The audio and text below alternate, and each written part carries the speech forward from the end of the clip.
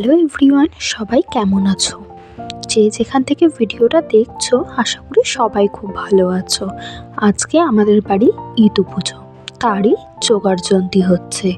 এখানে সকাল সকাল উঠে শাশুড়ি কিন্তু ইদু পুজোতে যা যা লাগবে তাই রান্না শুরু করে দিয়েছে। আজকে হবে বাড়িতে বিভিন্ন রকমের রান্না, পিঠে, পায়েস, তার সাথে হবে ফেনা ভাত, যেটা ইতু মায়ের খুব পছন্দের একটা জিনিস। এখানটায় আমার ননদ আলপনা দিয়ে দিচ্ছে। জানি না ইতু পুজোতে আলপনা দেয় নাকি, কিন্তু ও খুব সুন্দর আলপনা দেয়, তাই ও আলপনা এঁকে নিচ্ছে। আমরা কিন্তু এই প্রথমবার ইতু পুজো করছি, জানি না ঠিকঠাক করে রীতিনীতি, যতটুকু জেনেছি সেই অনুযায়ী পুজো করছি। তোমরা যদি আমাদের ভিডিওটা দেখে কোনো ভুল ত্রুটি দেখতে পাও অবশ্যই কমেন্ট করে জানিও। আমরা দেখো এখানটায় আলু আর টমেটো কেটে নিয়েছি, আর আমার ভিডিওটা কিন্তু প্রতিবারের মতো আমার ছোটো ননদ করছে। এখানে তেলে ভাজা পিঠের জন্য আমার শাশুড়ি প্রিপারেশন শুরু করে দিয়েছে।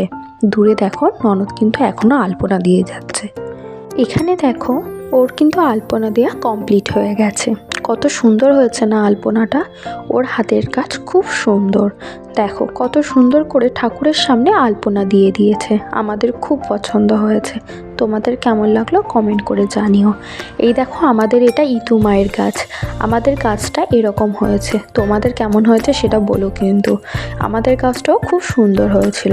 এখানে আমাদের দেখো এক পাশে ফেনা ভাত বসানো হয়ে গেছে, আর এক পাশে করা হচ্ছে তেলের পিঠে। আর সবার কাছে শুনেছি ইতু পুজোর নিয়ম, যারা উপবাস থাকবে তারা 21টা করে মায়ের সামনে যে পিঠে দেওয়া হবে সেটা খাবে, এক একজনা 21টা করে। এবার 21টা করে পিঠে খাওয়া তো সম্ভব নয়, তাই আমরা ছোটো ছোটো করে ভেজেছিলাম পিঠেগুলো। আর এখানে ফেনা ভাতও কমপ্লিট হয়ে গেছে।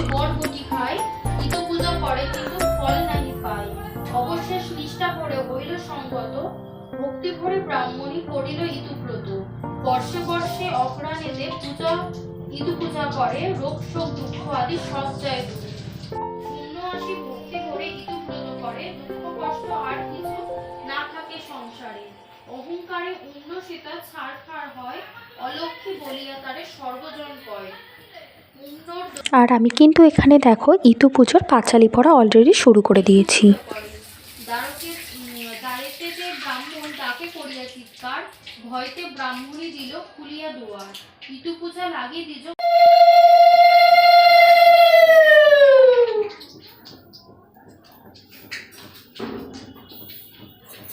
তারপর কিন্তু আমরা হাতে করে যে দুব্বাটা নিয়ে ইতু পাঁচালি পড়ছিলাম সেটা কিন্তু আমরা ঘটে দিয়ে দিলাম। এটাই নাকি নিয়ম রয়েছে। এখানে আমার ননদ বলছে বৌদি ভাই একটু ছবি তুলবো, তাকাও, তাই আমি একটু তাকাচ্ছিলাম। এখানটায় আমাদের দেখো পিঠে, পায়েস এবং তার সাথে ফেনা ভাত কিন্তু মায়ের সামনে আমরা দিয়ে দিয়েছি। ও ভিডিও করে দিচ্ছিল ছোটো ননদিনীর পরে। এখানটা আমার মামি শাশুড়ি আছে, শাশুড়ি আছে, ননদ আছে, আর আমি আছি। আমরা চারজনাই ছিলাম কিন্তু পুজো করার সময়, আর সবাই মিলে পাঁচালি পাঠ করছিল। শাশুড়ির পরে মামি শাশুড়ি নিয়েছে পিঠে ভাজার দায়িত্ব, তাই মামি ওখানে বসে রয়েছে।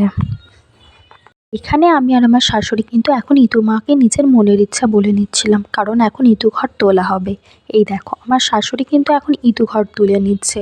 এবার আমরা কিন্তু এই ঘটগুলোকে জলে নিয়ে যাব, কারণ আজকে পুজোর শেষ দিন ছিল, তাই ইতুর ঘট ভাসান দিতে হয়। আর এখানটায় দেখো শাশুড়ি বেরিয়ে পড়েছে, আর আমি শঙ্খ বাজাচ্ছি। আগে রয়েছে মামি শাশুড়ি, আর ননদ ভিডিও তুলছে।